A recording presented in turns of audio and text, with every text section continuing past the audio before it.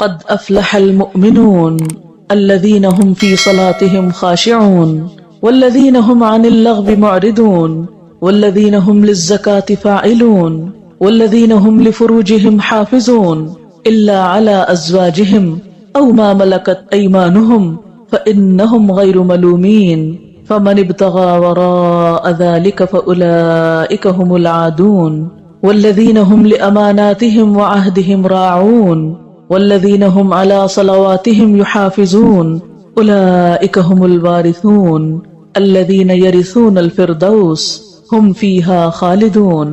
یقیناً فلاح پائی ہے ایمان لانے والوں نے جو اپنی نماز میں خشوع کا طریقہ اختیار کرتے ہیں، لغویات سے دور رہتے ہیں، زکوٰۃ کے طریقے پہ عامل ہوتے ہیں، اپنی شرمگاہوں کی حفاظت کرتے ہیں سوائے اپنی بیویوں کے اور ان عورتوں کے جو ان کی ملک یمین میں ہوں کہ ان پر محفوظ نہ رکھنے میں وہ قابل ملامت نہیں ہے، البتہ جو اس کے علاوہ کچھ اور چاہیں وہی زیادتی کرنے والے ہیں، اپنی امانتوں اور اپنے عہد و پیمان کا پاس رکھتے ہیں اور اپنی نمازوں کی محافظت کرتے ہیں، یہی لوگ وہ وارث ہیں جو میراث میں فردوس پائیں گے اور اس میں ہمیشہ رہیں گے۔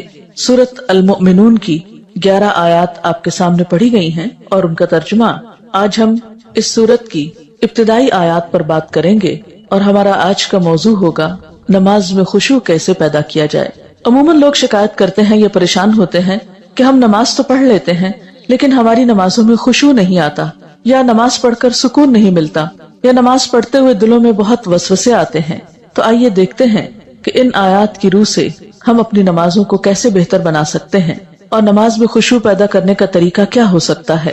الذین هم فی صلاتهم خاشعون، وہ لوگ کامیاب ہیں جو اپنی نمازوں میں خشوع رکھتے ہیں، خشوع اختیار کرتے ہیں۔ خشوع کا لفظ خ شین عین سے ہے جس کا معنی ہے سکون، ایسی نماز جس میں سکون ہو، دل کے اندر بھی اور ظاہری حرکات میں بھی، یعنی دل میں اللہ کا خوف ہو، اللہ ہی کی محبت ہو، اللہ کی طرف دھیان ہو، اور دل کے اندر یہ احساسات اتنے گہرے ہوں کہ انسان کے ظاہری رویے میں بھی نظر آ رہے ہوں، اس کے اعضاء پر بھی ان کا اثر ہو۔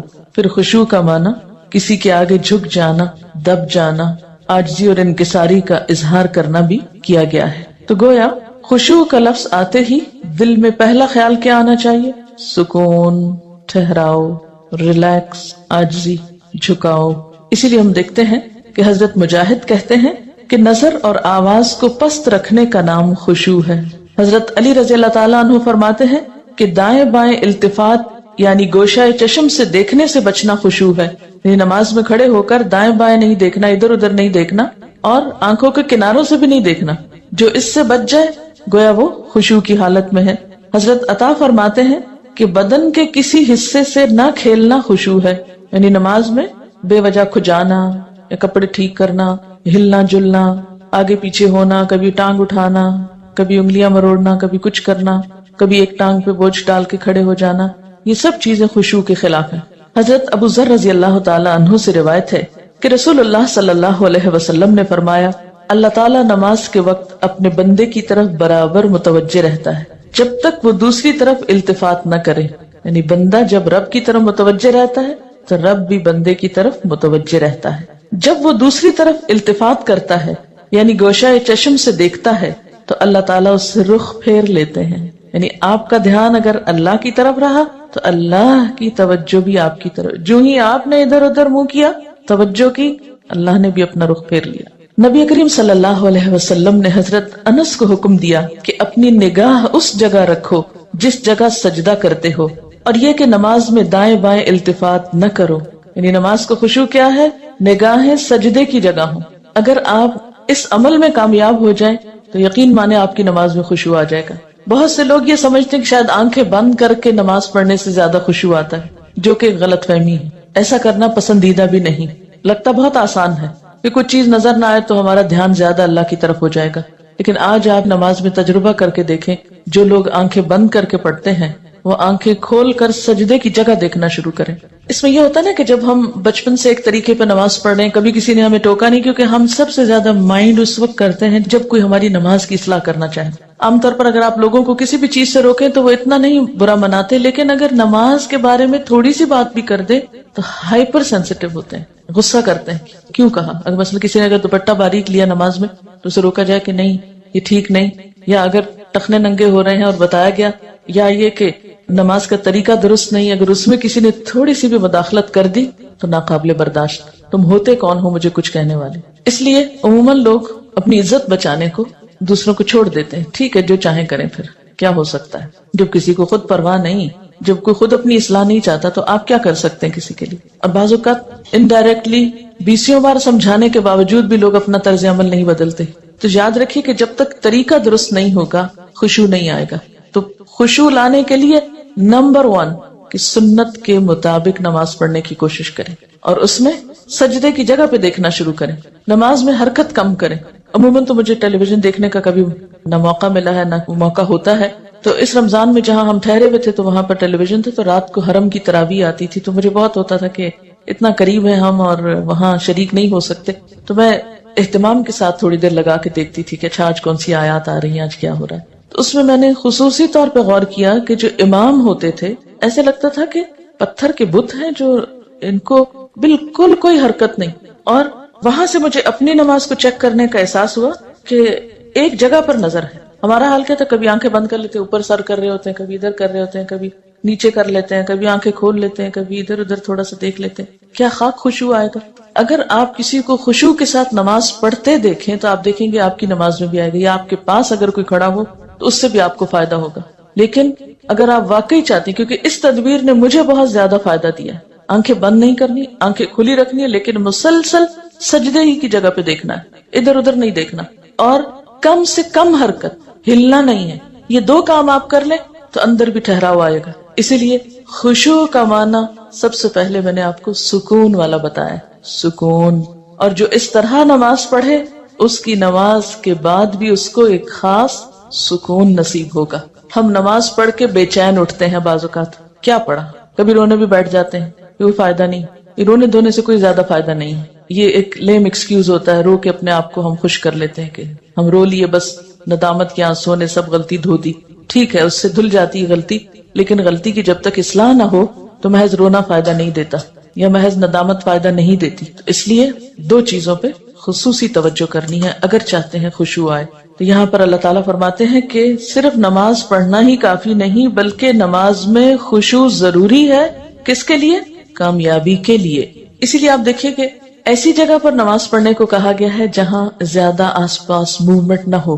مردوں کے لیے تو بہت ہی اچھا چانس ہوتا ہے کہ مسجد میں چلے جائیں, مسجد میں سبھی نماز پڑھیں, کچھ اور تو وہاں ہو نہیں رہا ہوگا, تو اس میں خشوع پیدا ہونے کا ایک قدرتی ماحول ہوتا ہے. لیکن عورتوں کے لیے کیا پسندیدہ ہے؟ جیسے حدیث میں آتا ہے کہ گھر کے اندر والے حصے میں, یعنی جتنا عام ایکٹیویٹی والے حصے کو چھوڑ کر آپ الگ تھلگ ہو کر نماز پڑھیں اتنا ہی اچھا ہے, کیونکہ اس سے کوئی بیرونی جو انٹرفیرنس ہے یا ڈسٹریکشن کے اسباب ہے وہ نہیں رہیں گے, تو آپ کے لیے آسانی ہو جائے گی. تو جب ہم سکون کے فارمولے پہ عمل کریں گے تو لازمی طور پر پھر ہم نماز میں کچھ اور چیزوں کا بھی خیال رکھیں گے جو عموماً دیکھا گیا ہے کہ لوگ ان کا خیال نہیں رکھتے.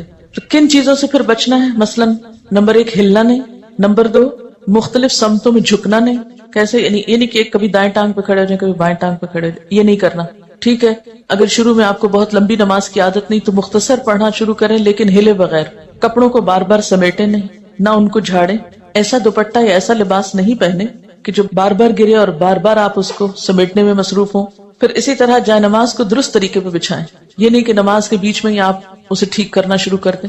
ایسی جائے نماز پہ کھڑے مت ہو کہ جو ہر دفعہ میں اکٹھی ہو جائے اور ہر دفعہ میں آپ اس کو سیدھا کر رہے ہوں.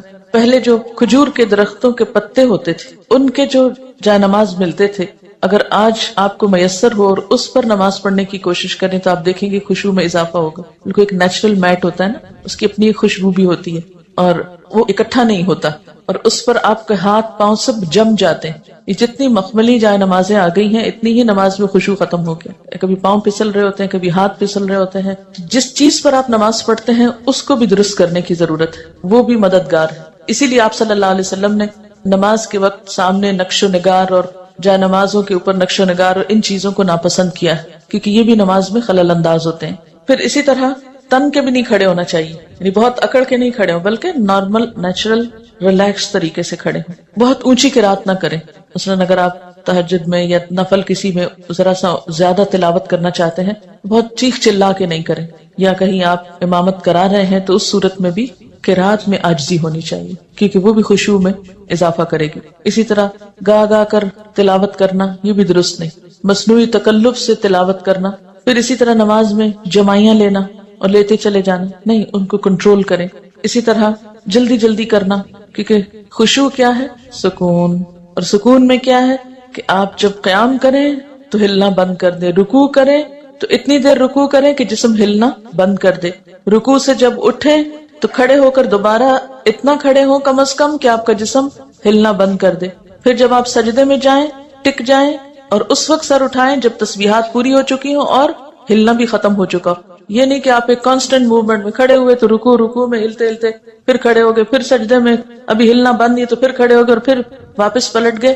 یہ ماری ماری نماز جو ہے جلدی کی، اس سے قطعاً خشوع نہیں آتا۔ خشوع کے لیے آپ کو ٹھہر ٹھہر کر آہستہ نماز پڑھنی ہوگی۔ اسی طرح اگر کوئی چیز نماز میں اذیت دے رہی ہو تو اس کو ہٹانا ضروری ہے، کیونکہ بعض اوقات جب ہم کہتے ہیں نا سکون اور ٹھہر جانا، تو اس میں ہم ایسا ٹھہرتے ہیں کہ کوئی چیز اگر ہمیں اس میں پریشان کر رہی ہے، چبھ رہی ہے، یا کوئی خارش ہو گئی یا کچھ، تو ہم اس کی طرف بھی توجہ نہیں دیتے، نتیجہ کیا تو کچھ سمجھ نہیں آتا پڑھ کیا رہے۔ تو یہ ان نیچرل قسم کا سکون بھی طاری نہیں کرنا، اس میں کوشش کریں کہ کم سے کم موومنٹ سے اس سبب کو دور کر دیں۔ مثلا اگر کہیں خارش ہوئی ہے تو ایک ہاتھ سے بس اس جگہ ہلکا سا دبا کے خارش کر دیں، یہ نہیں کہ ہلا ہلا کے خارش شروع کر دیں، یا کہ بالوں کو سمیٹنا شروع کر دیں، یا بالوں سے کھیلنا یا کپڑوں سے، یا بعض لوگ جیسے مرد حضرات حرم میں نماز پڑھ ہوتے تھے نا، تو وہ مختلف لوگوں کو دیکھ کے آپ اندازہ کر سکتے ہیں کہ کون کس طرح پڑھ رہا ہے نا، اور اس سے اپنے آپ کو کمپیئر کرتے ہیں کہ جب میں ایسی حرکت کروں تو میں بھی تو یہی لگتی ہوں گی۔ بعض لوگ داڑھی سے کھیل رہے ہوتے ہیں، بعض اوقات بال ٹھیک کر رہے ہوتے ہیں، بعض لوگ کپڑا ہی ٹھیک کرتے چلے جاتے ہیں۔ تو یہ ساری چیزیں جو ہیں ہل جل کی، یہ نماز کی خشوع میں اثر انداز ہوتی ہیں۔ پھر ایک اور مرحلہ ہے اور وہ ہے اندر کے خیالات اور سوچوں کا۔ بہت سے لوگ اس پر پریشان ہوتے ہیں۔ اگر آپ اس طریقے پہ عمل کریں گے، سجدے والی جگہ پہ دیکھنا ذرا شروع کریں، آپ دیکھیں گے خیالات کم ہو جائیں گے۔ بہرحال ہر شخص کا اپنا اپنا حساب ہو سکتا ہے، مجھے اس سے بہت فائدہ ہوا ہے، کیونکہ اللہ کے رسول صلی اللہ علیہ وسلم کی کوئی بات بھی حکمت سے خالی نہیں۔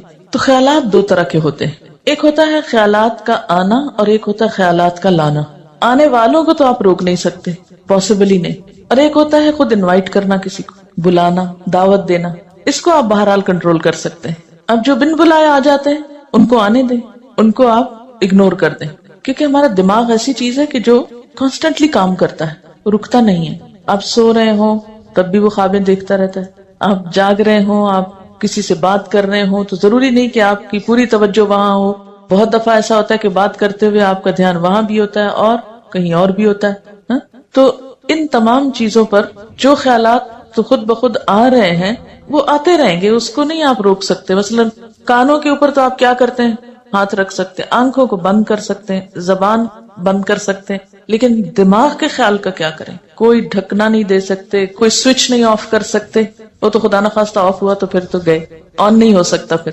اب یہ بڑی مشکل ہے، اس لیے ان کے پیچھے نہ پڑے، ان کو زیادہ سوچے نہ، ان کو اہمیت نہ دے، ان کو اپنے اوپر حاوی نہ ہونے دے، ان کا تذکرہ نہ بہت زیادہ کریں۔ کہ کچھ لوگوں کو میں نے دیکھا وہ ہر ایک کو لے کے بیٹھ جاتے ہیں، میں کیا کروں، میرے تو خیال بہت آتے ہیں نماز میں۔ کسی کے پاس کوئی جادو کی چھڑی نہیں کہ جو ایک آپ کو لگائے گا اس وقت اور آئندہ آپ کے خیالات نہیں آئیں گے، اس لیے آپ ان کا تذکرہ زیادہ نہ کریں، just take it easy, normal لیں، تو ہوتا ہی ہے تو آئیں گے، لیکن یہ نہ کریں کہ کوئی ایک خیال آ گیا ہے تو پھر اس کے آگے اور سوچیں، مثلاً اپنے کاموں کی پلاننگ وہاں کھڑے ہو کے شروع کر دیں، اور فرض نمازوں میں ایسا نہیں ہو سکتا، ایسا نہیں کیا جا سکتا۔ نفل میں اگر ہو جائے، جیسے حضرت عمر رضی اللہ تعالیٰ عنہ جو فوجوں کو ترتیب دینی ہوتی تھی تو نفل نماز شروع کر دیتے تھے، تو نوافل کی حد تک ٹھیک ہے لیکن فرض میں نہیں۔ پھر آپ دیکھیے کہ اگر آپ بدل بدل کے صورتیں پڑھیں گے، قرآن پاک کا کچھ حصہ ساتھ ساتھ یاد کرتے رہیں گے، تو آپ دیکھیں گے کہ اس سے بھی فرق پڑتا ہے، چینج سے یکسوئی آتی ہے۔ مثلاً ایک جگہ آپ کھڑے ہیں یا ایک جگہ آپ کام کر رہے ہیں تو بعض اوقات آپ کام نہیں کر پاتے اور بار بار آپ کو خیالات تنگ کرتے ہیں۔ اپنی پڑھائی کے دوران بھی آپ نے دیکھا ہوگا، آپ تھوڑی سی پوزیشن چینج کر لیتے ہیں، جگہ بدل لیتے ہیں، اٹھ کے جا کے پانی پی کے آ جاتے ہیں، یہ کچھ تو اس سے پھر فرق پڑ جاتا ہے۔ اسی طرح اگر آپ تلاوت یعنی قرآن پاک کا وہ حصہ جو نماز میں پڑھ رہے ہیں اگر آپ اس کو تبدیل کرتے رہیں تو فائدہ ہوگا. اس کے لیے طریقہ کیا ہو؟ کیونکہ آپ نے دیکھا ہوگا کچھ قرآن پاک آپ نے یاد کیا پھر وہ آپ کو بھولنے لگا. کوئی سورت اگر کچھ دن تک نہیں پڑھی، اگلے دن نماز میں پڑھنے کھڑے ہوئے وہ اٹکنا شروع ہو گیا، آپ نے تنگ آ کے چھوڑ دی. ایسی چیزیں بہت نیچرل ہوتی ہیں. اس کا علاج کیا ہے؟ ایک پاکٹ سائز کا چھوٹا سا قرآن پاک کا نسخہ جو ہے وہ نماز کے وقت میں قریب رکھ لیں. میں نے ایک باسکٹ سی بنائی ہوئی، تو آپ کیا کریں، دعاؤں کے کارڈز، تسبیح اور جو قرآن پاک کا نسخہ، اگر آپ چشمہ لگا کے پڑھتے ہیں تو چشمہ، یہ ساری ضروری چیزیں جو ہیں اس کے اندر موجود ہوں. وہ آپ اپنے بیڈ روم میں، اپنے وارڈ روم میں کہیں ایک جگہ پر اس کو رکھ لیں. جو ہی نماز پڑھنے لگے جائے نماز بچھائی اور اٹھا کے وہ ٹوکری پاس رکھ لی. اچھا سنت پڑھ لی آپ نے، اب آپ نے ارادہ کیا کہ میں آج فلاں سورت پڑھوں گی اور آپ کو بھولی ہوئی ہے یا آپ سمجھتے ہیں کہ آپ کو یاد دہانی کی ضرورت ہے. کئی کئی جگہ ہوتے ہیں نا وہ شبے پڑ جاتے ہیں، تو آپ کیا کریں، شروع کرنے سے پہلے 1 سیکنڈ کے لیے ان جگہوں پر دیکھ لیں، اس کو پھر رکھ لیں، پھر آپ نماز پڑھیں. آپ انشاءاللہ وہ سورت بہتر طور پر پڑھ پائیں گے. جب آپ پڑھیں گے تو آپ دیکھیں گے کہ آپ کی واقعی نماز میں خوشی پیدا ہوگی. کیونکہ کچھ عملی تدابیر بھی ہوتی ہیں کہ یکسوئی والی جگہ ہو لیکن ساتھ ایسی چیزیں موجود ہوں. مثلا اگر آپ نوافل پڑھ رہے ہیں اور آپ تھک گئے ہیں بیچ میں، تو بجائے اس کے کہ اپنے اوپر زور زبردستی کر کے پھر کھڑے ہو جائیں، آپ بیچ میں تھوڑا بیٹھ بھی سکتے ہیں، یا یہ کہ سلام پھیر کر آپ دعاؤں کا کارڈ نکالیں، کچھ دعائیں پڑھ لیں، اس میں آپ ریلیکس بھی ہو جائیں گے اور ساتھ یہ ہے کہ دعائیں بھی مانگی جائیں گی اور اگلے 2 نفل جو ہیں وہ زیادہ یکسوئی کے ساتھ پڑھے جائیں گے. تو اس طرح کی کچھ عملی تدابیر جو ہیں وہ آپ کی نماز کو اچھا کر دیتی. اسی طرح اگر ماحول کو تھوڑا اور خوشگوار بنائیں، مثلا یہ کہ جا نماز کے اوپر اگر آپ تھوڑا سا عطر لگا لیں، یا یہ کہ آپ اس کو جھاڑ پٹک کے رکھیں، کچھ عرصے بعد اس کو دھو لیں، صاف کر لیں. تو یہ جو پاکیزگی اور صفائی کے جو مرحلے ہیں نماز کے ساتھ، لباس کے علاوہ، جسم کے علاوہ جگہ کی صفائی، اس سے بھی نماز میں خشوع آتا ہے. کیونکہ اگر آپ ایسی جگہ پہ نماز پڑھیں جو اسمیلی ہے یا جہاں گھٹن ہے یا جہاں کوئی آکسیجن نہیں ہے، تو اس سے بھی کیا ہوگا کہ آپ کو ایک دم جمائیاں آنے لگیں گی، آپ کو نیند آنے لگے گی، آپ کے اندر ایک بیزاری کی کیفیت ہوگی. تو ہمیشہ جب کوئی مسئلہ پیش آئے تو صرف رونا دھونا نہ کیا کریں. ہم رونا دھونا کر کے، واویلا کر کے یہ سمجھتے ہیں کہ مسئلہ حل ہو جائے گا، جو کہ ہو سکتا ہی نہیں. واویلا کرنا کسی مسئلے کا حل نہیں، اس کو تو اپنی زندگی سے نکال دیں، جو میں نے دیکھا کہ خواتین میں زیادہ ہی ہے، اور اس سے ہم مار کھاتے ہیں. یعنی کہ مسئلہ پیش آیا، ہائے کیا کروں، ہائے کیوں ہو گیا، ہائے، یہ سب نکال دیں. مسئلہ پیش آنے پر، مسئلہ نماز میں خشوع نہیں، مسئلہ پیش آ گیا، مسئلہ پیش آنے پر مسئلے کو پہچانے، اس کے اسباب جانے، یعنی مسئلے کو آئیڈینٹیفائی کریں. پہلے یہ ہے مسئلہ، خشوع نہیں آ رہا، پہچانے وجوہات کیا ہیں، کیوں نہیں آ رہا. 1 وجہ کہ جگہ ٹھیک نہیں، 2 وجہ کہ قرآن یاد نہیں، 3 وجہ کہ آس پاس شور ہے، وغیرہ وغیرہ وجوہات معلوم کر لیں. اور ایک ان سب وجوہات سے بڑی وجہ کہ نماز پڑھنے کے ٹھیک طریقہ ہی نہیں آتا، الفاظ کی ادائیگی درست نہیں نماز کی، تو وہ ہر وقت ایک گلٹ ہے اندر، پتہ نہیں ٹھیک پڑھ رہی ہوں کہ نہیں، پتہ نہیں ٹھیک پڑھ رہی ہوں کہ نہیں. یہ جب تک یہ گلٹ رہے گی نماز میں خوشی نہیں آئے گی. اس گلٹ کو دور کریں. اگر آپ کو مثلاً اتحیات پڑھنا نہیں آتا، درود شریف پڑھنا نہیں آتا، سیکھ لیں کسی سے، بالکل شرم محسوس نہیں کریں، جتنا جلدی ہو سیکھ لیں. کیونکہ اگر درست علم ہوگا تو آپ دیکھیں گے کہ اس سے بھی آپ کو سکون آ جائے گا. سارے مسائل کی وجوہات جانیں اور پھر ایک ایک کر کے وجہ کو دور کرنے کی کوشش کریں. اگر آپ سمجھتے ہیں کہ وجہ دور آپ سے خود نہیں ہو رہی تو کسی سے مشورہ کر لیں کہ اس مسئلے کا حل کیا ہو سکتا ہے. لیکن مسئلے کو سب سے پہلے آپ خود پہچانیں. کبھی یہ نہ کہا کریں بار بار مجھے نہیں پتا کہ یہ کیوں ہے. نہیں، کیوں نہیں پتا، پتا ہونا چاہیے. اللہ نے آپ کو عقل دی، سمجھ دی، جاننے کی کوشش کریں. اور پھر اس کے بعد یہ ہے کہ اس کا حل کریں. اور اس معاملے میں بے صبری نہ کریں. بہت سے مسائل کے حل میں وقت لگتا ہے، اس وقت کو اویل کریں اور صبر کے ساتھ آہستہ آہستہ آپ دیکھیں گے کہ انشاءاللہ وہ مسئلہ حل ہوتا جائے گا. اور سب سے بڑی بات یہ کہ پھر اللہ تعالیٰ سے خوب خوب دعا کریں کہ اللہ تعالیٰ تو میری نماز میں خشوع دے دے، مجھے نماز کا شوق دے دے، مجھے نماز کی محبت دے دے، نماز کو میری آنکھوں کی ٹھنڈک بنا دے. اس طرح کی جو بھی دعائیں آپ کے دل میں آئیں، آپ دیکھیے کہ مانگنے کے لیے آپ کے اندر سے بات اٹھنی چاہیے نا. دعا کوئی مصنوعی چیز نہیں ہے کہ کوئی مانگ رہا تو آپ اس کو دیکھ کے آپ بھی شروع کر دیں. اس کی ضرورت آپ کو خود محسوس ہونی چاہیے کہ یہ چاہیے مجھ کو، یہ مانگنا ہے مجھے، اس کے بغیر میرا گزارا نہیں ہو رہا. تو جس طرح دنیا کی چیزوں کے لیے ہم تڑپ تڑپ کے مانگتے ہیں، اسی طرح دین کے لیے بھی، اپنی آخرت کے لیے بھی تڑپ تڑپ کے مانگنا سیکھیں. انشاءاللہ آپ دیکھیں گے کہ اللہ تعالیٰ کی رحمت بہت قریب ہے. پھر ایک اور بات یہ کہ جہاں اٹکاؤ ہو وہاں صدقہ کریں. یعنی جو صدقہ ہے ہر رکاوٹ کو دور کرنے کا ذریعہ ہوتا ہے. اس سے آپ دیکھیں گے کہ گرہیں کھلیں گی. اور صدقے کے لیے بھی ضروری نہیں کہ کوئی بہت بڑی اسپیشل چیز آپ تیار کریں، جمعرات کا انتظار کریں اور پھر اس میں کھانا پکائیں اور پھر اس میں کوئی مخصوص لوگوں کو بلائیں اور کھلائیں، یا کوئی اور اس طرح کا مصنوعی کام کریں. اس کے لیے کیا ہے، فوری طور پر کسی کے ساتھ کوئی بھلائی کر لیں، اور کوئی نہیں تو جو سامنے سے آ رہا ہے اس کو دیکھ کے مسکرا لیں. اسی طرح آگے بڑھ کے سلام کریں. ان چھوٹی چھوٹی چیزوں میں دوسروں کی مدد جو ہے یہ سب صدقے کے کام ہے. اور ساتھ یہ ہے کہ پھر اللہ کے راستے میں مال خرچ کرنا، اپنی پسندیدہ چیز دوسرے کو دے دینا، اسی طرح کی چھوٹی چھوٹی چیزیں. تو آپ دیکھیں گے کہ وہ اندر کی گریں کھلیں گی نا تو باہر کی خود بخود کھلنے لگیں گی اور آپ ریلیکس ہو جائیں گے. اور اس خشوع کے ساتھ نماز جو ہے کامیابی کا ذریعہ ہے. اگرچہ مکمل کامیابی آخرت میں ہوگی، لیکن دنیا میں بھی آپ دیکھیں گے کہ آپ کو ہر مشکل کا حل، جیسے نبی صلی اللہ علیہ وسلم کا طریقہ تھا، کیا تھا کہ جب بھی آپ کو کوئی مشکل معاملہ پیش آتا فوراً نماز پڑھتے. وہ نماز پھر ایک بوجھ نہیں رہے گا. بخاری اور مسلم میں ہے، حضور صلی اللہ علیہ وسلم سے پوچھا گیا کہ سب سے زیادہ محبوب عمل اللہ کے نزدیک کیا ہے؟ آپ نے فرمایا نماز کو وقت پر ادا کرنا. پوچھا گیا پھر؟ فرمایا ماں باپ سے اچھا سلوک کرنا. پوچھا گیا پھر؟ فرمایا اللہ کی راہ میں جہاد کرنا. جہاد کرنا اگرچہ ضروری ہے لیکن وہ بعد میں ہے، پہلے اپنی نمازیں درست کر لیں اور وقت پہ پڑھیں. اور یہ جو وقت پہ پڑھنا ہے نا، اگر اس کی عادت ہو جائے تو آپ دیکھیں گے کہ آپ کے وقت میں برکت ہو جائے گی. ہوتا کیا ہے، نماز کا وقت ہو گیا نا، ہم ٹال رہے ہیں نہ تو جو کام کر رہے ہیں وہ صحیح ہو رہا ہے ٹالنے کی وجہ سے، اور نہ نماز ہماری ٹھیک ہوگی پھر، کیونکہ جو نماز دیر سے پڑھی جائے گی اس میں خشوع ہو ہی نہیں سکتا. اگر آپ فجر کے آخری ٹائم پہ اٹھے کیسے خشوع آئے گا؟ ٹینشن تو یہی رہے گی کہ سورج نہ نکل آئے یا نکل نہ چکا ہو. کوئی بھی نماز جو تاخیر سے پڑھیں گے، آپ وقت گزار کے پڑھیں گے، وہ خشوع سے خالی ہو جائے گی، خود بخود آٹومیٹیکلی پھیکی ہو جائے گی. اس لیے کوشش کریں، یعنی اگر آپ خشوع لانا چاہتے ہیں تو پہلی کوشش کہاں سے شروع ہو کہ وقت پر اور اول وقت میں. حضرت ابو درداء سے روایت ہے کہ رسول اللہ صلی اللہ علیہ وسلم نے فرمایا سب سے پہلی چیز جو امت سے اٹھ جائے گی یعنی سلب ہو جائے گی وہ خشوع ہے، یہاں تک کہ قوم میں کوئی خاشع نظر نہ آئے گا. بہت سے لوگ نماز پڑھیں گے مگر کوئی خاشع نظر نہ آئے گا. حدیث میں آتا ہے ایک مرتبہ نبی صلی اللہ علیہ وسلم نے ایک شخص کو دیکھا کہ نماز پڑھ رہا ہے، ساتھ ساتھ داڑھی کے بالوں سے کھیلتا جا رہا ہے. اس پر آپ نے فرمایا لو خشع قلبہ خشعت جوارحہ، اگر اس کے دل میں خشوع ہوتا تو اس کے جسم پہ بھی خشوع طاری ہو جاتا. ظاہری خشوع جب آتا ہے جب دل میں خشوع، دل اللہ کے آگے جھکا ہوا. اور اگر دل دنیا کی یادوں میں اور دنیا کے قصوں میں مشغول ہو تو پھر خشوع نہیں آ سکتا. خشوع کا لفظ بولتے ہی آپ کے ذہن میں کیا چیز آتی ہے؟ سکون، عاجزی. ایک لفظ میں ہو تو سکون اور دوسرے میں ساتھ ہی عاجزی بھی. سورۃ الانبیاء تو پیغمبروں کی صفات میں اللہ تعالیٰ فرماتے ہیں وَقَانُوا لَنَا خَاشِعِينَ، یہ سارے پیغمبر ہمارے لیے خشوع کرنے والے تھے. تو اس سے کیا پتا چلتا ہے کہ خاشع ہونا جو ہے، عاجز ہونا اور اللہ کے سامنے عاجزی اختیار کرنا، یہ پیغمبروں کی صفات میں سے رہا ہے. سورۃ انبیاء کی آیت 90.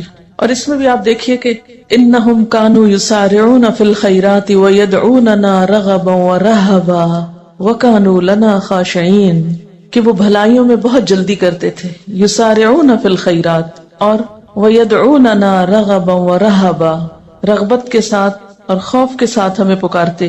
حالانکہ وہ پیغمبر تھے پھر بھی محض رغبت نہیں تھی، خوف بھی ساتھ تھا.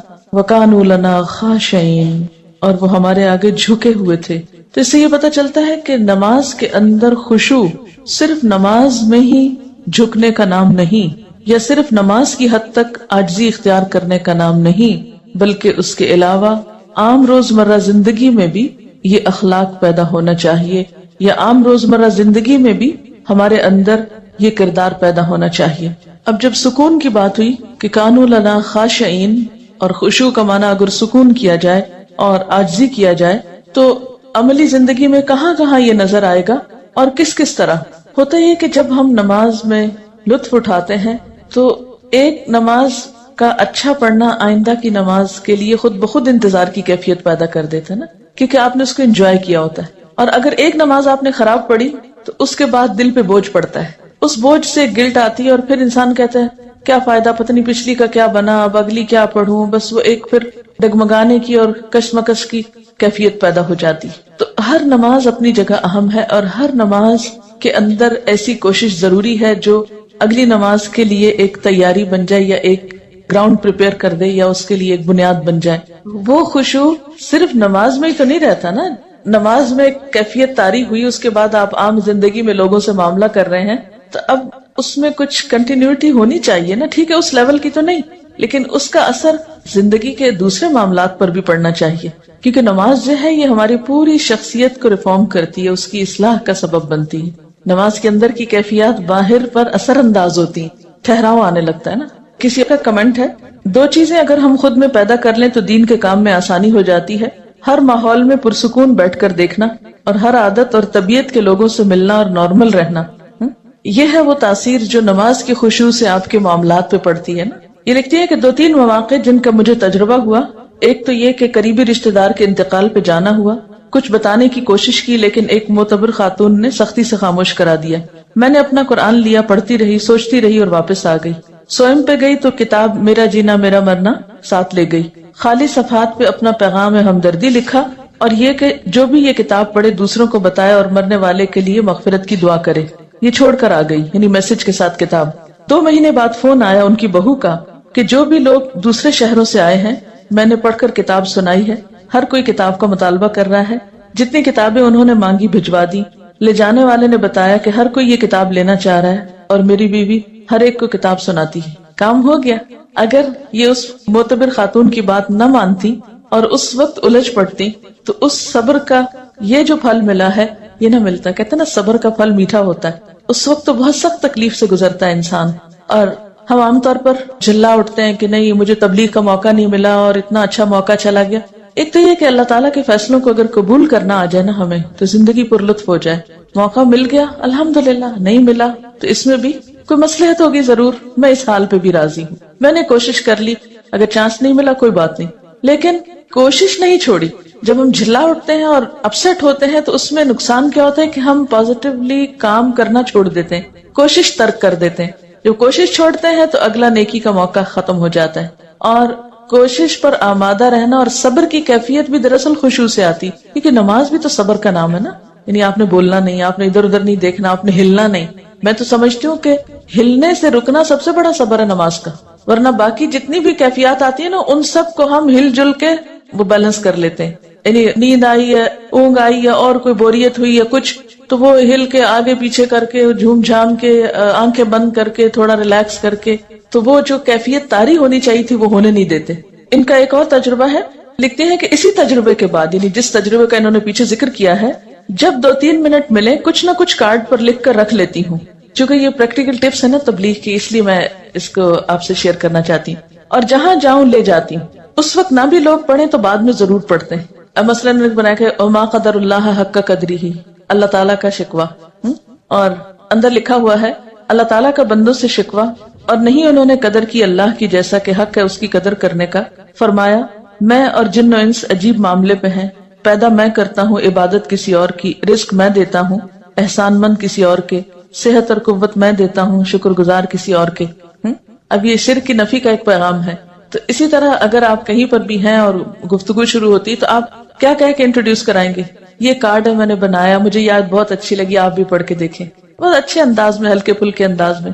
لیکن اگر آپ کے اپنے بیگ میں کوئی چیز نہیں دینے کو، محض باتیں ہی ہیں، تو وہ شاید اتنی افیکٹو نہ ہو. اور یہ جہاں رہ جائے گا، جہاں کوئی پڑھے گا کچھ نہ کچھ ضرور سوچے گا. اور ایک چھوٹا سا ہلکا سا میسج ہے جس میں کچھ خرچ بھی نہیں آتا. آنکھیں کھول کے جو نماز پڑھنا ہے، اگر اس پر غور کیا جائے تو نماز اصل میں کیا ہے؟ اللہ تعالیٰ سے ملاقات ہے. اگر کسی سے ملاقات کے وقت آپ آنکھیں بند کر لیں تو اسے دیکھ کر کیا محسوس ہوگا؟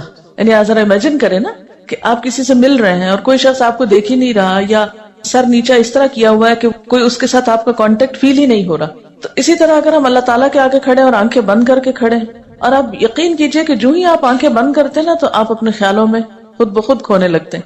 وہ ایک ریلیکسیشن کی کیفیت ہوتی ہے نا فوراً.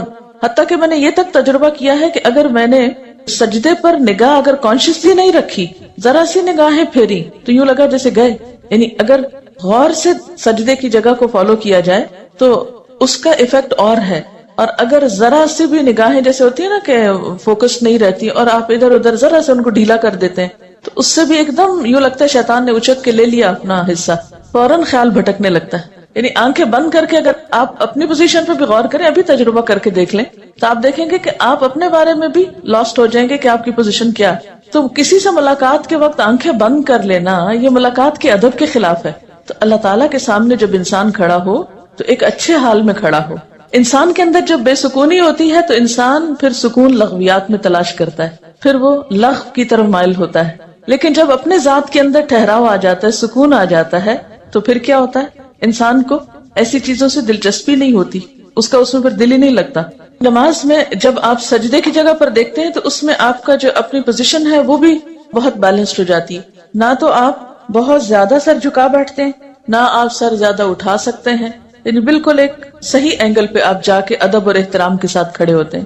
انسان کے اندر اللہ نے یہ رکھا ہے عبادت کا جذبہ اور جھکنے کا، لیکن انسان کی جو انا ہے اور سرکشی ہے وہ اس کو ختم کر کے رکھ دیتی ہے. اصل میں نماز میں ایک طرح سے وہ آپ کی ایکسرسائز ہو رہی ہوتی ہے نا، سکون سے کام کرنے کی بھی، کیونکہ موجودہ دور کی جو زندگی ہے اس میں ہر طرف حرکت ہی حرکت ہے، شور ہی شور ہے، ہنگامہ ہے. آج کے دور کی زندگی ایک فاسٹ لائف ہے نا، ایک ہنگامہ خیز زندگی. اس میں شعوری سکون حاصل کرنے کے یا شعوری سکون کی کیفیت طاری کرنے کے موقع بہت کم آتے ہیں. ایک ہوتا ہے نا کہ نیچرلی آپ کو ایک انوائرنمنٹ مل جائے پیسفل. نماز بھی آپ پڑھتے ہیں تو آپ کو محنت لگتی ہے سکون طاری کرنے کی، اپنے اندر ایک خاموشی اور ایک ٹھہراؤ پیدا کرنے کی. تو جب نماز کے اندر آپ کنسنٹریشن اختیار کرتے ہیں یا کنسنٹریشن لانے کی پریکٹس کرتے ہیں تو اس سے آپ کی زندگی میں جو دوسرے کام ہیں ان میں بھی آپ کو کنسنٹریٹ کرنے کا بہتر موقع ملتا ہے. یعنی ایک کنسنٹریشن ایکسرسائز بھی ہے یہ. بہت سے طالب علم کیا یہ سوال نہیں کرتے کہ ہم پڑھتے ہیں لیکن ہمارے خیالات ہی ادھر ادھر بھٹکتے رہتے ہیں؟ اس لیے کہ ہمیں بچپن سے ایسی کوئی ایکسرسائز کرائی ہی نہیں گئی. بچوں کو جب ہم نماز شروع کراتے ہیں تو ہم صرف اس پہ ہی خوش ہو جاتے ہیں کہ وہ 2-4 سجدے ڈالنے لگ گئے ہیں، یہ نہیں کوشش کرتے کہ ان کو اس طرح سکھائیں. اگر آپ سب اپنے اپنے گھر میں یا آس پاس جو بھی ہو بچوں کو نماز پڑھتا دیکھیں، صرف پیار سے تھوڑی سی بات کریں کہ نماز میں آپ نے صرف اس جگہ دیکھنا ہے. میرے خیال ہے کہ بچوں کے اندر بھی جو ہائپر ایکٹیویٹی ہے، ہر وقت اچھل کود ہنگامہ، اس کو بھی اس طرح کنٹرول کیا جا سکتا ہے کہ اگر دن میں 5 دفعہ وہ ٹک کے ایک جگہ چاہے چند لمحوں کے لیے ہی وہ دیکھیں ایک خاص مرکز پر. آپ کو پتا کہ ہپنوٹائز کرنے کا طریقہ کیا ہوتا ہے؟ ایک نقطے پہ دکھاتے ہیں نا، ایک نقطے پہ کہتے ہیں کہ دیکھتے جاؤ دیکھتے جاؤ دیکھتے. یہ جو ہائپر ایکٹیویٹی یا بے چینی کا جو ہے یہ پورے دنیا اس کا شکار ہو رہی ہے، اور پاکستانی قوم کو بھی اگر آپ دیکھیں اوور آل تو ہم ایون کلاس میں اکثر دیکھتی ہوں تو میں کہتی ہوں نا کہ آپ اسٹل ہو جائیں تھوڑے تاکہ آپ پڑھ سکیں. تو جاپان میں بچوں کے اوپر وہ کہتے تھے کہ ان کی جو ینگ جنریشن ہے وہ بہت امپلسو ہے اور ایک دم یعنی فوراً ریئیکشن کرتی ہے، تو وہ یہ سوچ رہے تھے کہ وہ ان کو کس طریقے سے سیلف کنٹرول کرنا سکھائیں. اور اس میں انہوں نے آف کورس کچھ ریسرچز کر کے کہا تھا کہ اگر یہ صبح میں کوئی ردم والی چیز باواز بلند پڑھیں اور نیچر کے زیادہ قریب جائیں. اور میں یہ سوچ رہی تھی کہ اللہ سبحانہ تعالیٰ کتنی خوبصورتی سے ایک سیلف کنٹرولنگ کا کتنا خوبصورت ایک اکوپمنٹ دے رہے ہیں، ایک اسٹریٹجی دے رہے ہیں کہ بس یہ اگر کریں، اور تلاوت ہے اور پھر فوکس ہے ایک فوکل پوائنٹ پہ. اور اگر اس طریقے سے بچوں کی تربیت کی جائے تو نو ونڈر کہ انشاءاللہ اگلی جنریشن جو ہے وہ تو کم از کم سکون والی ہے اور جو امپلسو بیہیویئرز ہیں وہ نہ ہو پائیں. خشوع کا اثر ہمارے باہمی قریبی تعلقات پر بھی پڑنا چاہیے. قریبی رشتہ داروں، دوستوں، ملنے جلنے والوں سے معاملہ کرتے وقت ہمارے اندر عاجزی، انکساری، سکون اور خشوع کا مظاہرہ ہونا چاہیے. جب انسان قرآن پڑھنے لگتا ہے یا دین کی طرف آتا ہے تو لازمی طور پر دل میں ایک ہلچل پیدا ہوتی ہے. جیسے پانی کے اندر آپ ایک پتھر پھینکتے ہیں تو اس سے ایک شور اٹھتا ہے، پھر آہستہ آہستہ وہ پتھر نیچے اترتا ہے، تہہ میں جا کے بیٹھتا ہے، پھر وہ جم جاتا ہے وہاں، پھر اس پر کائی آنے لگتی ہے، پھر اگر کوئی اس پہ پاؤں رکھے وہ تو پھسل سکتا ہے لیکن وہ اپنی جگہ سے نہیں ہلتا. تو بالکل اسی طرح ہمارے اندر بھی ایک ایسا سکون اور ایک ایسی کیفیت آنی چاہیے کہ ہم کسی کی بات کے جواب میں کسی کے ساتھ معاملہ کرتے وقت ایسا نیگیٹو ریئیکشن شو نہ کریں کہ دین کی ایک بدترین مثال پیش کریں. ایمان کے لطف اور حلاوت محسوس ہوتی ہے نا ان آیات کو پڑھ کر. یعنی اس خشوع کا اثر زندگی پر پڑنا چاہیے نا. نماز میں کیا ہوتا ہے؟ دل میں اللہ کی یاد ہے، زبان پہ اللہ کا ذکر ہے اور ایک ٹھہراؤ ہے. تو بالکل اسی طرح نماز کے بعد بھی جب ہم زندگی کے عام معاملات اختیار کرتے ہیں تو اس میں بھی ہمارے دل میں اللہ کی یاد ہونی چاہیے، خاموش لمحات میں اس کا ذکر ہونا چاہیے، اور اس کے علاوہ ہمارے پوری شخصیت کے اوپر ایک ٹھہراؤ نظر آنا چاہیے. یعنی یہ سکون ہمارے چہروں پر، ہماری چال میں، ہمارے معاملات میں، ہماری ہر چیز میں محسوس ہونا چاہیے. تب ہم اسلام کے صحیح نمائندے ہوں گے. پیس یعنی ایک اپنے آپ کو ٹیسٹ کرنے کا مقام بھی ہے یہاں پر. افلاح اور فلاح میں کامیابی دنیا اور آخرت دونوں کی ہے. تو دنیاوی اعتبار سے کامیابی کا مطلب یہ نہیں ہے کہ ہم دنیاوی اعتبار سے کسی بہت بڑے اسٹیٹس کے حامل ہو جائیں. اصل کامیاب انسان وہ ہے کہ جس کے اپنے اندر سکون اور جس کی زندگی میں ایک خاص قسم کا وقار ہے. وہ کہیں پر بھی ہے، من پسند حالات میں ہے یا ناپسندیدہ حالات میں ہے، لیکن وہ ٹھہرا ہوا ہے. طوفان آ رہا ہے، آندھی آ رہی، کچھ آ رہا ہے، وہ ٹھہرا ہوا ہے، وہ پرسکون ہے، اس میں ایک جماؤ ہے. یہ ہے دراصل کامیابی. یعنی آخرت کی کامیابی تو کل پتہ چلے گی، لیکن آج اپنے آپ کو ٹیسٹ کر کے دیکھیں کہ کیا یہ کیفیت پیدا ہو رہی ہے. اس میں پھر آپ دیکھیں گے اس کا اثر آپ کی گفتگو پر بھی پڑے گا، آپ کے معاملات پہ پڑے گا، لین دین پہ پڑے گا، حتیٰ کہ لسننگ کی ہیبٹ جو ہے اس پر بھی پڑے گا کہ ہم سکون سے سنیں گے. ورنہ کیا ہوتا ہے، آدھی بات سنتے ہیں اور آدھی بات سننے سے پہلے ہی جواب بھی شروع کر دیتے ہیں، اور یہاں سے معاملات میں گڑبڑ اور جھگڑے شروع ہو جاتے ہیں، اور سنانے والے کو چپ کرانا پڑتا ہے کہ ایک دفعہ سنو. تو اس سے پتہ چلتا ہے نا کہ ایک شخصیت میں گہرائی پیدا ہوتی، شیلونس ختم ہوتی. جو گہرا برتن ہوتا ہے تو اس میں اگر پانی ہو تو جتنا بھی آپ اس کو ہلائیں چھلکائیں، جتنے بھی اس کو جھٹکے لگائیں، کیا ہوتا ہے، باہر نہیں آتا، وہ اندر ہی اچھل کے اندر ہی بیٹھ جاتا ہے. لیکن جب شیلو برتن ہوتا ہے، کم گہرا ہوتا ہے، تو تھوڑا سا پانی بھی اس کے اندر نہیں ٹک کے رہتا، فوراً باہر چھینٹے آتے ہیں. خشوع کے ساتھ پھر روب بھی آتا ہے. حضرت عیسیٰ علیہ السلام کے بارے میں آتا ہے نا کہ وجیہن فی الدنیا والآخرہ، تو پھر وہ ایک وجیح شخصیت جو ہے وہ جنم لیتی. اب آپ دیکھیں کہ اتنی ساری صفات ہیں، سب سے پہلے خشوع کا ذکر کیوں آیا؟ کیونکہ اگر یہ پیدا ہو گیا تو باقی چیزیں خود بخود پیدا ہوتی جائیں گی. نماز میں اگر وہ خاشع ہیں تو عملی زندگی میں جتنی بھی ٹیمپٹیشنز ہیں، جتنی بھی ڈسٹریکٹ کرنے والی چیزیں ہیں، ان سے وہ بچنے کی صلاحیت ان کے اندر پیدا ہو گئی. اسی لیے لغو سے بھی اعراض کر رہے ہیں، کیونکہ اگر نماز میں خشوع نہیں تو لغو سے بچا نہیں جا سکتا. پھر جب لغو سے بیزاری ہوتی ہے تو کچھ کرنا تو ہے، اس لیے ہم للزکاۃ فاعلون، تزکیہ کے کاموں کی طرف ان کی سرگرمیاں بڑھ جاتی، اچھائی اور بھلائی اور خیر کے کاموں میں سرگرم ہو جاتے ہیں. پھر ان کی خاص ذاتی زندگی میں بھی بہت طہارت اور پاکیزگی ہے، پاک دامنی ہے، حیا ہے، باوجود اس کے کہ معاشرے کے اندر حرام طریقے موجود ہیں سیٹسفیکشن کے، لیکن وہ ان سب سے اجتناب برت. قد افلح المؤمنون الذین هم فی صلاتهم خاشعون والذین هم عن اللغو معرضون والذین هم للزکاة فاعلون والذین هم لفروجهم حافظون الا على ازواجهم او ما ملکت ایمانهم فإنهم غیر ملومین فمن ابتغى وراء ذلك فأولئك هم العادون والذین هم لأماناتهم وعهدهم راعون والذین هم على صلواتهم يحافظون أولئك هم الوارثون الذین یرثون الفردوس ہم فیہا خالدون. یقیناً فلاح پائی ہے ایمان لانے والوں نے جو اپنی نماز میں خشوع کا طریقہ اختیار کرتے ہیں، لغویات سے دور رہتے ہیں، زکوٰۃ کے طریقے پہ عامل ہوتے ہیں، اپنی شرمگاہوں کی حفاظت کرتے ہیں سوائے اپنی بیویوں کے اور ان عورتوں کے جو ان کی ملک یمین میں ہوں کہ ان پر محفوظ نہ رکھنے میں وہ قابل ملامت نہیں ہے. البتہ جو اس کے علاوہ کچھ اور چاہیں وہی زیادتی کرنے والے ہیں، اپنی امانتوں اور اپنے عہد و پیمان کا پاس رکھتے ہیں اور اپنی نمازوں کی محافظت کرتے ہیں. یہی لوگ وہ وارث ہیں جو میراث میں فردوس پائیں گے اور اس میں ہمیشہ رہیں گے. سورۃ المؤمنون کی 11 آیات آپ کے سامنے پڑھی گئی ہیں اور ان کا ترجمہ. آج ہم اس سورت کی ابتدائی آیات پر بات کریں گے اور ہمارا آج کا موضوع ہوگا نماز میں خشوع کیسے پیدا کیا جائے. عموماً لوگ شکایت کرتے ہیں یا پریشان ہوتے ہیں کہ ہم نماز تو پڑھ لیتے ہیں لیکن ہماری نمازوں میں خشوع نہیں آتا، یا نماز پڑھ کر سکون نہیں ملتا، یا نماز پڑھتے ہوئے دلوں میں بہت وسوسے آتے ہیں.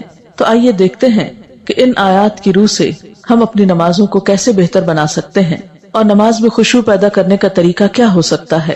الذین هم فی صلاتهم خاشعون، وہ لوگ کامیاب ہیں جو اپنی نمازوں میں خشوع رکھتے ہیں، خشوع اختیار کرتے ہیں. خشوع کا لفظ خ شین عین سے ہے جس کا معنی ہے سکون. ایسی نماز جس میں سکون ہو، دل کے اندر بھی اور ظاہری حرکات میں بھی، یعنی دل میں اللہ کا خوف ہو، اللہ ہی کی محبت ہو، اللہ کی طرف دھیان ہو، اور دل کے اندر یہ احساسات اتنے گہرے ہوں کہ انسان کے ظاہری رویے میں بھی نظر آ رہے ہوں، اس کے اعضاء پر بھی ان کا اثر ہو. پھر خشوع کا معنی کسی کے آگے جھک جانا، دب جانا، عاجزی اور انکساری کا اظہار کرنا بھی کیا گیا ہے. تو گویا خشوع کا لفظ آتے ہی دل میں پہلا خیال کیا آنا چاہیے؟ سکون، ٹھہراؤ، ریلیکس، عاجزی، جھکاؤ. اسی لیے ہم دیکھتے ہیں کہ حضرت مجاہد کہتے ہیں کہ نظر اور آواز کو پست رکھنے کا نام خشوع ہے. حضرت علی رضی اللہ تعالیٰ عنہ فرماتے ہیں کہ دائیں بائیں التفات یعنی گوشہ چشم سے دیکھنے سے بچنا خشوع ہے. یعنی نماز میں کھڑے ہو کر دائیں بائیں نہیں دیکھنا، ادھر ادھر نہیں دیکھنا، اور آنکھوں کے کناروں سے بھی نہیں دیکھنا. جو اس سے بچ جائے گویا وہ خشوع کی حالت میں ہے. حضرت عطا فرماتے ہیں کہ بدن کے کسی حصے سے نہ کھیلنا خشوع ہے. یعنی نماز میں بے وجہ کھجانا یا کپڑے ٹھیک کرنا، ہلنا جلنا، آگے پیچھے ہونا، کبھی ٹانگ اٹھانا، کبھی انگلیاں مروڑنا، کبھی کچھ کرنا، کبھی ایک ٹانگ پہ بوجھ ڈال کے کھڑے ہو جانا، یہ سب چیزیں خشوع کے خلاف ہیں. حضرت ابو ذر رضی اللہ تعالی عنہ سے روایت ہے کہ رسول اللہ صلی اللہ علیہ وسلم نے فرمایا اللہ تعالیٰ نماز کے وقت اپنے بندے کی طرف برابر متوجہ رہتا ہے جب تک وہ دوسری طرف التفات نہ کرے. یعنی بندہ جب رب کی طرف متوجہ رہتا ہے تو رب بھی بندے کی طرف متوجہ رہتا ہے.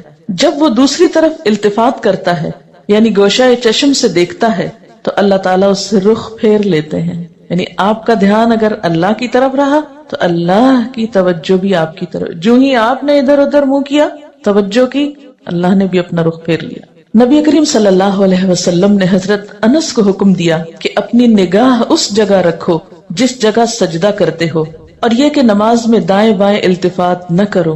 یعنی نماز کو خشوع کیا ہے؟ نگاہیں سجدے کی جگہ ہوں. اگر آپ اس عمل میں کامیاب ہو جائیں تو یقین مانے آپ کی نماز میں خشوع آ جائے گا. بہت سے لوگ یہ سمجھتے ہیں کہ شاید آنکھیں بند کر کے نماز پڑھنے سے زیادہ خشوع آتا ہے، جو کہ غلط فہمی ہے. ایسا کرنا پسندیدہ بھی نہیں. لگتا بہت آسان ہے کہ کچھ چیز نظر نہ آئے تو ہمارا دھیان زیادہ اللہ کی طرف ہو جائے گا، لیکن آج آپ نماز میں تجربہ کر کے دیکھیں، جو لوگ آنکھیں بند کر کے پڑھتے ہیں وہ آنکھیں کھول کر سجدے کی جگہ دیکھنا شروع کریں. اس میں یہ ہوتا ہے نا کہ جب ہم بچپن سے ایک طریقے پہ نماز پڑھ رہے ہیں، کبھی کسی نے ہمیں ٹوکا نہیں، کیونکہ ہم سب سے زیادہ مائنڈ اس وقت کرتے ہیں جب کوئی ہماری نماز کی اصلاح کرنا چاہے. عام طور پر اگر آپ لوگوں کو کسی بھی چیز سے روکیں تو وہ اتنا نہیں برا مناتے، لیکن اگر نماز کے بارے میں تھوڑی سی بات بھی کر دے تو ہائپر سینسیٹیو ہوتے ہیں، غصہ کرتے ہیں. کیوں کہا؟ اگر مثلا کسی نے اگر دوپٹہ باریک لیا نماز میں تو اسے روکا جائے کہ نہیں یہ ٹھیک نہیں، یا اگر ٹخنے ننگے ہو رہے ہیں اور بتایا گیا، یا یہ کہ نماز کا طریقہ درست نہیں، اگر اس میں کسی نے تھوڑی سی بھی مداخلت کر دی تو ناقابل برداشت. تم ہوتے کون ہو مجھے کچھ کہنے والے؟ اس لیے عموماً لوگ اپنی عزت بچانے کو دوسروں کو چھوڑ دیتے ہیں. ٹھیک ہے جو چاہیں کریں، پھر کیا ہو سکتا ہے؟ جب کسی کو خود پرواہ نہیں، جب کوئی خود اپنی اصلاح نہیں چاہتا تو آپ کیا کر سکتے ہیں کسی کے لیے؟ اب بعض اوقات انڈائریکٹلی 20 بار سمجھانے کے باوجود بھی لوگ اپنا طرز عمل نہیں بدلتے. تو یاد رکھیے کہ جب تک طریقہ درست نہیں ہوگا خشوع نہیں آئے گا. تو خشوع لانے کے لیے نمبر 1 کہ سنت کے مطابق نماز پڑھنے کی کوشش کریں، اور اس میں سجدے کی جگہ پہ دیکھنا شروع کریں. نماز میں حرکت کم کریں. عموماً تو مجھے ٹیلی ویژن دیکھنے کا کبھی نہ موقع ملا ہے نہ موقع ہوتا ہے. تو اس رمضان میں جہاں ہم ٹھہرے ہوئے تھے تو وہاں پر ٹیلی ویژن تھے، تو رات کو حرم کی تراویح آتی تھی، تو مجھے بہت ہوتا تھا کہ اتنا قریب ہے ہم اور وہاں شریک نہیں ہو سکتے. تو میں اہتمام کے ساتھ تھوڑی دیر لگا کے دیکھتی تھی کہ اچھا آج کون سی آیات آ رہی ہیں، آج کیا ہو رہا ہے. تو اس میں نے خصوصی طور پہ غور کیا کہ جو امام ہوتے تھے ایسے لگتا تھا کہ پتھر کے بت ہیں جو ان کو بالکل کوئی حرکت نہیں. اور وہاں سے مجھے اپنی نماز کو چیک کرنے کا احساس ہوا کہ ایک جگہ پر نظر ہے. ہمارا حال کیا تھا؟ کبھی آنکھیں بند کر لیتے، اوپر سر کر رہے ہوتے ہیں، کبھی ادھر کر رہے ہوتے ہیں، کبھی نیچے کر لیتے ہیں، کبھی آنکھیں کھول لیتے ہیں، کبھی ادھر ادھر تھوڑا سا دیکھ لیتے ہیں. کیا خاک خشوع آئے گا؟ اگر آپ کسی کو خشوع کے ساتھ نماز پڑھتے دیکھیں تو آپ دیکھیں گے آپ کی نماز میں بھی آئے گا، یا آپ کے پاس اگر کوئی کھڑا ہو تو اس سے بھی آپ کو فائدہ ہوگا. لیکن اگر آپ واقعی چاہتے ہیں، کیونکہ اس تدبیر نے مجھے بہت زیادہ فائدہ دیا، آنکھیں بند نہیں کرنی، آنکھیں کھلی رکھنی ہے، لیکن مسلسل سجدے ہی کی جگہ پہ دیکھنا ہے، ادھر ادھر نہیں دیکھنا، اور کم سے کم حرکت، ہلنا نہیں ہے. یہ 2 کام آپ کر لیں تو اندر بھی ٹھہراؤ آئے گا. اسی لیے خشوع کا معنی سب سے پہلے میں نے آپ کو سکون والا بتایا، سکون. اور جو اس طرح نماز پڑھے اس کی نماز کے بعد بھی اس کو ایک خاص سکون نصیب ہوگا. ہم نماز پڑھ کے بے چین اٹھتے ہیں بعض اوقات، کیا پڑھا، کبھی رونے بھی بیٹھ جاتے ہیں، کوئی فائدہ نہیں. یہ رونے دھونے سے کوئی زیادہ فائدہ نہیں ہے، یہ ایک لیم ایکسکیوز ہوتا ہے. رو کے اپنے آپ کو ہم خوش کر لیتے ہیں کہ ہم رو لیے، بس ندامت کے آنسوں نے سب غلطی دھو دی. ٹھیک ہے، اس سے دھل جاتی غلطی، لیکن غلطی کی جب تک اصلاح نہ ہو تو محض رونا فائدہ نہیں دیتا، یا محض ندامت فائدہ نہیں دیتی. تو اس لیے 2 چیزوں پہ خصوصی توجہ کرنی ہے اگر چاہتے ہیں خشوع آئے. تو تو یہاں پر اللہ تعالیٰ فرماتے ہیں کہ صرف نماز پڑھنا ہی کافی نہیں بلکہ نماز میں خشوع ضروری ہے. کس کے لیے؟ کامیابی کے لیے. اسی لیے آپ دیکھیں کہ ایسی جگہ پر نماز پڑھنے کو کہا گیا ہے جہاں زیادہ آس پاس موومنٹ نہ ہو. مردوں کے لیے تو بہت ہی اچھا چانس ہوتا ہے کہ مسجد میں چلے جائیں, مسجد میں سبھی نماز پڑھیں, کچھ اور تو وہاں ہو نہیں رہا ہوگا, تو اس میں خشوع پیدا ہونے کا ایک قدرتی ماحول ہوتا ہے. لیکن عورتوں کے لیے کیا پسندیدہ ہے؟ جیسے حدیث میں آتا ہے کہ گھر کے اندر والے حصے میں, یعنی جتنا عام ایکٹیویٹی والے حصے کو چھوڑ کر آپ الگ تھلگ ہو کر نماز پڑھیں اتنا ہی اچھا ہے, کیونکہ اس سے کوئی بیرونی جو انٹرفیرنس ہے یا ڈسٹریکشن کے اسباب ہے وہ نہیں رہیں گے, تو آپ کے لیے آسانی ہو جائے گی. تو جب ہم سکون کے فارمولے پہ عمل کریں گے تو لازمی طور پر پھر ہم نماز میں کچھ اور چیزوں کا بھی خیال رکھیں گے جو عموماً دیکھا گیا ہے کہ لوگ ان کا خیال نہیں رکھتے. تو کن چیزوں سے پھر بچنا ہے؟ مثلاً نمبر 1 ہلنا نہیں, نمبر 2 مختلف سمتوں میں جھکنا نہیں. کیسے؟ یعنی یہ نہیں کہ کبھی دائیں ٹانگ پہ کھڑے ہو جائیں کبھی بائیں ٹانگ پہ کھڑے ہو جائیں, یہ نہیں کرنا. ٹھیک ہے, اگر شروع میں آپ کو بہت لمبی نماز کی عادت نہیں تو مختصر پڑھنا شروع کریں لیکن ہلے بغیر. کپڑوں کو بار بار سمیٹے نہیں, نہ ان کو جھاڑیں. ایسا دوپٹہ یا ایسا لباس نہیں پہنے کہ جو بار بار گرے اور بار بار آپ اس کو سمیٹنے میں مصروف ہوں. پھر اسی طرح جائے نماز کو درست طریقے پہ بچھائیں, یہ نہیں کہ نماز کے بیچ میں ہی آپ اسے ٹھیک کرنا شروع کر دیں. ایسی جائے نماز پہ کھڑے مت ہوں کہ جو ہر دفعہ میں اکٹھی ہو جائے اور ہر دفعہ میں آپ اس کو سیدھا کر رہے ہوں. پہلے جو کھجور کے درختوں کے پتے ہوتے تھے ان کے جو جائے نماز ملتے تھے, اگر آج آپ کو میسر ہو اور اس پر نماز پڑھنے کی کوشش کریں تو آپ دیکھیں گے خشوع میں اضافہ ہوگا. بالکل ایک نیچرل میٹ ہوتا ہے نا, اس کی اپنی خوشبو بھی ہوتی ہے اور وہ اکٹھا نہیں ہوتا, اور اس پر آپ کے ہاتھ پاؤں سب جم جاتے ہیں. یہ جتنی مخملی جائے نمازیں آ گئی ہیں اتنی ہی نماز میں خشوع ختم ہو گیا. کبھی پاؤں پھسل رہے ہوتے ہیں, کبھی ہاتھ پھسل رہے ہوتے ہیں. جس چیز پر آپ نماز پڑھتے ہیں اس کو بھی درست کرنے کی ضرورت ہے, وہ بھی مددگار ہے. اسی لیے آپ صلی اللہ علیہ وسلم نے نماز کے وقت سامنے نقش و نگار اور جائے نمازوں کے اوپر نقش و نگار اور ان چیزوں کو ناپسند کیا ہے, کیونکہ یہ بھی نماز میں خلل انداز ہوتے ہیں. پھر اسی طرح تن کے بھی نہیں کھڑے ہونا چاہیے, یعنی بہت اکڑ کے نہیں کھڑے ہوں بلکہ نارمل نیچرل ریلیکس طریقے سے کھڑے ہوں. بہت اونچی قرات نہ کریں. مثلاً اگر آپ تہجد میں یا نفل کسی میں ذرا سا زیادہ تلاوت کرنا چاہتے ہیں بہت چیخ چلا کے نہیں کریں, یا کہیں آپ امامت کرا رہے ہیں تو اس صورت میں بھی قرات میں عاجزی ہونی چاہیے کیونکہ وہ بھی خشوع میں اضافہ کرے گی. اسی طرح گا گا کر تلاوت کرنا یہ بھی درست نہیں, مصنوعی تکلف سے تلاوت کرنا. پھر اسی طرح نماز میں جمائیاں لینا اور لیتے چلے جانا نہیں, ان کو کنٹرول کریں. اسی طرح جلدی جلدی کرنا, کیونکہ خشوع کیا ہے؟ سکون, اور سکون میں کیا ہے کہ آپ جب قیام کریں تو ہلنا بند کر دیں, رکوع کریں تو اتنی دیر رکوع کریں کہ جسم ہلنا بند کر دے, رکوع سے جب اٹھیں تو کھڑے ہو کر دوبارہ اتنا کھڑے ہوں کم از کم کہ آپ کا جسم ہلنا بند کر دے. پھر جب آپ سجدے میں جائیں ٹک جائیں اور اس وقت سر اٹھائیں جب تسبیحات پوری ہو چکی ہوں اور ہلنا بھی ختم ہو چکا. یہ نہیں کہ آپ ایک کانسٹنٹ موومنٹ میں کھڑے ہوئے تو رکوع میں ہلتے ہلتے پھر کھڑے ہو گئے, پھر سجدے میں ابھی ہلنا بند نہیں تو پھر کھڑے ہو گئے اور پھر واپس پلٹ گئے. یہ ماری ماری نماز جو ہے جلدی کی, اس سے قطعاً خشوع نہیں آتا. خشوع کے لیے آپ کو ٹھہر ٹھہر کر آہستہ نماز پڑھنی ہوگی.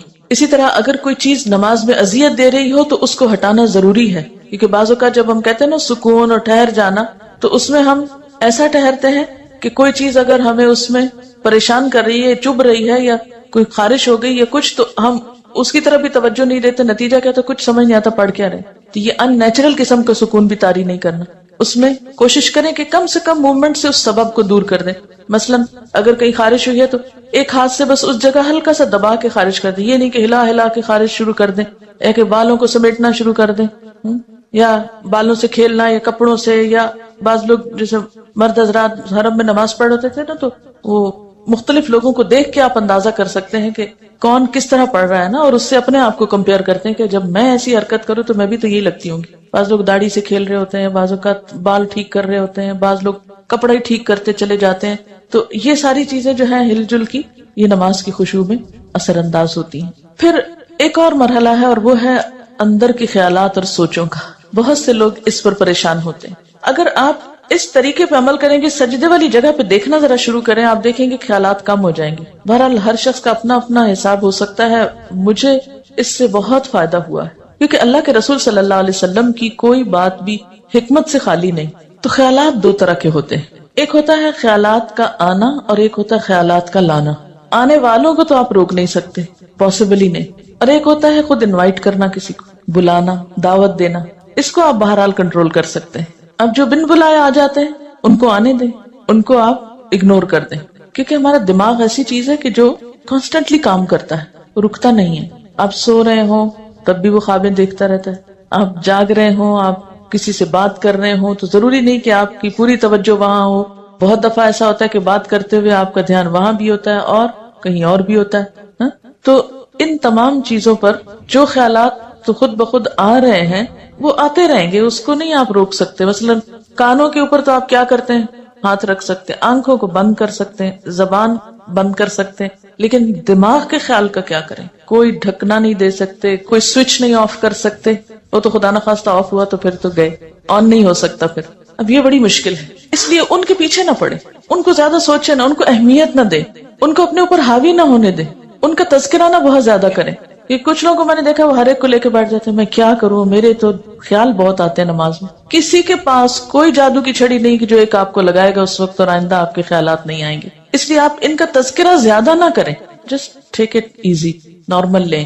تو ہوتا ہی ہے تو آئیں گے، لیکن یہ نہ کریں کہ کوئی ایک خیال آ گیا ہے تو پھر اس کے آگے اور سوچیں. مثلا اپنے کاموں کی پلاننگ وہاں کھڑے ہو کے شروع کر دیں. اور فرض نمازوں میں ایسا نہیں ہو سکتا، ایسا نہیں کیا جا سکتا. نفل میں اگر ہو جائے، جیسے حضرت عمر رضی اللہ تعالیٰ عنہ جو فوجوں کو ترتیب دینی ہوتی تھی تو نفل نماز شروع کر دیتے تھے. تو نوافل کی حد تک ٹھیک ہے لیکن فرض میں نہیں. پھر آپ دیکھیے کہ اگر آپ بدل بدل کے صورتیں پڑھیں گے، قرآن پاک کا کچھ حصہ ساتھ ساتھ یاد کرتے رہیں گے، تو آپ دیکھیں گے کہ اس سے بھی فرق پڑتا ہے. چینج سے یکسوئی آتی ہے. مثلا ایک جگہ آپ کھڑے ہیں یا ایک جگہ آپ کام کر رہے ہیں تو بعض اوقات آپ کام نہیں کر پاتے اور بار بار آپ کو خیالات تنگ کرتے ہیں. اپنی پڑھائی کے دوران بھی آپ نے دیکھا ہوگا، آپ تھوڑی سی پوزیشن چینج کر لیتے ہیں، جگہ بدل لیتے ہیں، اٹھ کے جا کے پانی پی کے آ جاتے ہیں کچھ، تو اس سے پھر فرق پڑ جاتا ہے.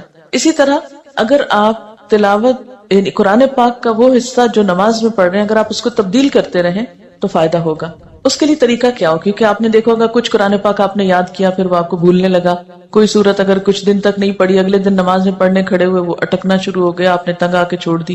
ایسی چیزیں بہت نیچرل ہوتی ہیں. اس کا علاج کیا ہے؟ ایک پاکٹ سائز کا چھوٹا سا قرآن پاک کا نسخہ جو ہے وہ نماز کے وقت میں قریب رکھ لیں. میں نے ایک باسکٹ سی بنائی ہوئی، تو آپ کیا کریں، دعاؤں کے کارڈز، تسبیح اور جو قرآن پاک کا نسخہ، اگر آپ چشمہ لگا کے پڑھتے ہیں تو چشمہ، یہ ساری ضروری چیزیں جو ہیں اس کے اندر موجود ہوں. وہ آپ اپنے بیڈ روم میں، اپنے وارڈ روم میں کہیں ایک جگہ پر اس کو رکھ لیں.